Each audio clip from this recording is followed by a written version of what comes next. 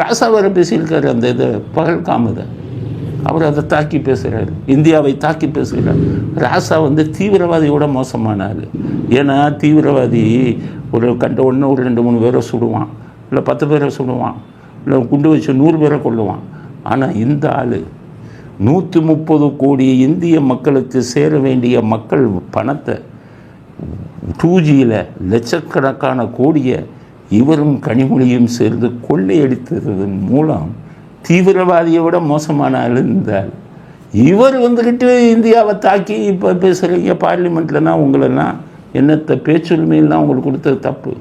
பிடிச்சி இந்திரா காந்தி போட்டாங்கல்ல எமர்ஜென்சி, அவர் சொன்னபடி ராகுல் காந்தி சொன்னபடி மோடிக்கு தைரியம் இல்லை. மோடி இந்திரா காந்தி மாதிரி இருந்தால் பிடிச்சி உள்ளே போட்டு கையை ஒடிச்சு காலை ஒடிச்சு அந்த மிசா திருச்சி சிவா மிசா ராசான்னு போட்டுருக்கணும். நீங்கள் எமர்ஜென்சியில் பண்ணதை ஒரு நாட்டுக்கு எதிராக இவ்வளோ கேவலமாக பேசலாம். வெக்கமாக இல்லை உங்களுக்கு?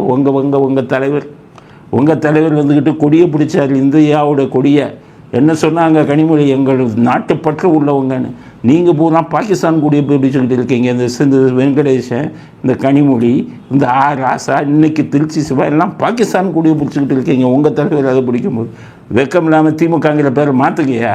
திராவிட முன்னேற்ற கழகத்தை மாற்று, பாகிஸ்தான் முன்னேற்ற கழகம்னு வை. உங்களை நாட்டை விட்டு துரத்துறதுக்கு மோடிக்கு தைரியம் இல்லை. உங்களெல்லாம் அடித்து துரத்தி பாகிஸ்தானுக்கு துரத்தணும் அப்படிங்கிறது தான் உங்களுக்கு. வேறு என்னத்தை கேட்குறது? இதை விட கேள்வி கேட்க முடியாது.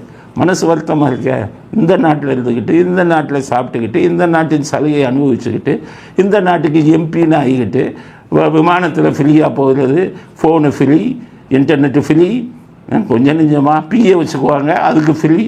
இப்படி எவ்வளவு வசதிகளை பெற்றுக்கொண்டு இருக்கீங்க எம்பியாக இருந்துக்கிட்டு.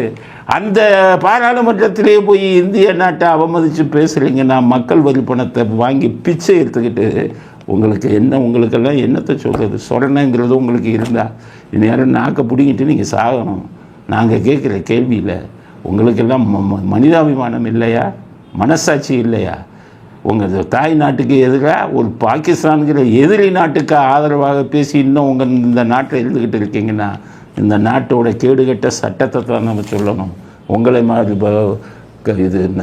தேச விரோதிகளுக்கு ஆதரவாக இந்த சட்டம் இயற்றிக்கொண்டு இயங்கிக் கொண்டிருக்கிறது என்பது வெட்கப்பட வேண்டிய விஷயம்.